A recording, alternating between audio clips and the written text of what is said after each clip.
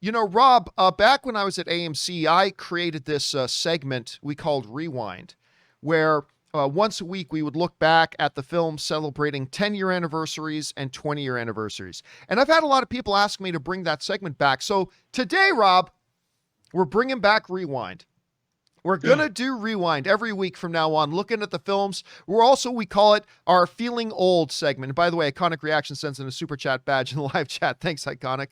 We're calling it the Feeling Old segment, Rewind. We're going to talk about the movies that are turning 10 and turning 20. And we got 3 films to talk about here today, Rob. And we're going to start by going all the way back to the one wide release film that is celebrating its 20th anniversary this week. Turning 20 years old this week. We've got, by the way, a Paul Bettany doubleheader here we'll talk about, but the first one is this, A Knight's Tale. And who hasn't dated a girl or been married to a woman that hasn't talked on and on and on about Knight's Tale? I know my wife, I can't speak for, the significant others in your lives, but I know my wife always talks about Knight's Tale. Of course, Heath Ledger and Paul Bettany was in here as well. It's kind of like the first movie that I really took notice of Paul Bettany. Loved him in this. He was fantastic. It's funny, considering how many people love A Knight's Tale, it really wasn't received all that well by either critics or audiences at first. It had a 59% Rotten Tomatoes critics rating, and it did okay. I mean, it made up about just under $120 million, made about $117 million at the box office. But Rob, it's one of those movies that seems like it never goes away. Like, this is a movie that has endured, that people still talk about in a lot of different circles, and it often still comes up. And so A Knight's Tale is our film that is turning 20. Now, we've got 2 films turning 10. And I said we had a little bit of a Paul Bettany double feature because not only does Paul Bettany have a movie turning 20 with A Knight's Tale, he's also got a movie turning 10 years old. It's a movie that I think was quite underrated. And that was his little actioneer film, Priest. I actually liked Priest. Now, it wasn't great, it wasn't all-time classic, but it shocked me because I never really saw Paul Bettany as an action star. I really never saw him as a full-blown action star until I saw Priest. And I'm like, dude, this dude can do action. Was not well received, had about 15% critic rating. Didn't do great at the box office, only made about $78 million at the box office. It ended up losing money. But I think you also had Carl Urban, I believe, was in this as well. I think he was the villain in this movie. Maggie Q was in this. I actually sat, Rob, a little bit of trivia, not really trivia, interesting point. When I went and watched Priest for the first time at Comic-Con, there was a special press screening at Comic-Con. I sat right beside Maggie Q, and I got to chat with her a little bit before the movie and a little bit after. Yeah, I'm not going to lie. That was a good day. Mark that one down as a good day. That was a good day for me. So we've got Priest celebrating his 10th anniversary. And by the way, it was in 3D, and it was in post 3D. You know how there's 3D that you shoot a movie in 3D, Yes. and then there's post-production 3D, and post-production 3D is always very maligned. They spent like a year working on the post 3D. It is one of the best 3D uses in a movie I've ever seen. I'd put it in a top 5 best exhibitions of 3D that I ever saw. And it was post-production 3D, but they spent like a full year on it. So that was pretty interesting. All right.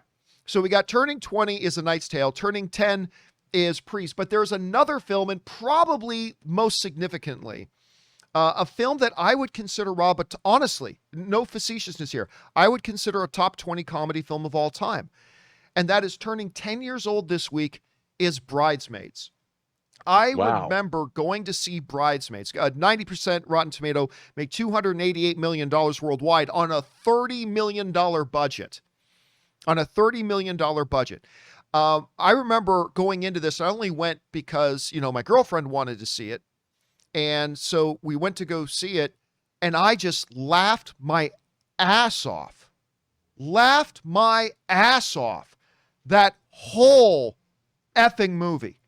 I mean, from start to finish, I could not stop smiling. I was either smiling like an idiot or laughing the whole way through.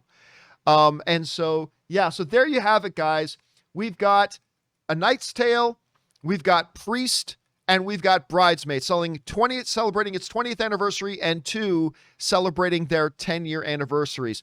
And Rob, I mean, like, especially, these are 3 notable ones. One because of the 3D and Paul Bettany, one because it's still one that endures today in Knight's Tale, and Bridesmaids, I honestly think is like a top 20 greatest comedy. But anyway, Rob, you look at these 3 films. What about any of these films stands out to you, and which one of these 3 really stands out to you the most? Well, one, what stands out is how close to death I am because I'm so old. But I think of all of them, I have to say that I really liked Bridesmaids, and Priest was right up my alley as far as a genre film goes. But it was A Knight's Tale, John, that I like genre mashups. And the fact that, I remember thinking, oh my God, okay, we're watching a period piece that's going to be filled with contemporary music. And I'm like, is that going to work? Like, because it looked like they were going for a little bit of authenticity, a little bit of medieval verisimilitude. And I'm just like, I remember seeing Lady Hawk, and it has an Alan Parsons score, synth score. It's and I a was crazy score to Lady Hawk. I do like Lady Hawk, though. A lot of people don't like the music, but I've always liked Lady Hawk. And every time Michelle Pfeiffer says Navarre when she sees Rutger Hauer at the end of the movie, tears stream from my eyes. But when I saw Knight's Tale, I got to tell you, I really liked it. I mean, I was like surprised by the genre mashup, and the music. It all worked for me. I mean, once you settle into the fact that it's not your traditional medieval fantasy film, and I liked Heath Ledger a lot in it. I just liked it. I mean, it put a smile on my face. But then again, Priest was not entirely successful, but again, I enjoyed what they were reaching for. Bridesmaids was hilarious. But A Knight's Tale was a movie I went in dubious as to whether I would dig it. But I saw it in a theater, a crowded, packed theater, and people loved it. It was just a good time at the movies. I still remember watching it for the first time, and I remember I was not on board with it when it started, because it started with the audience doing the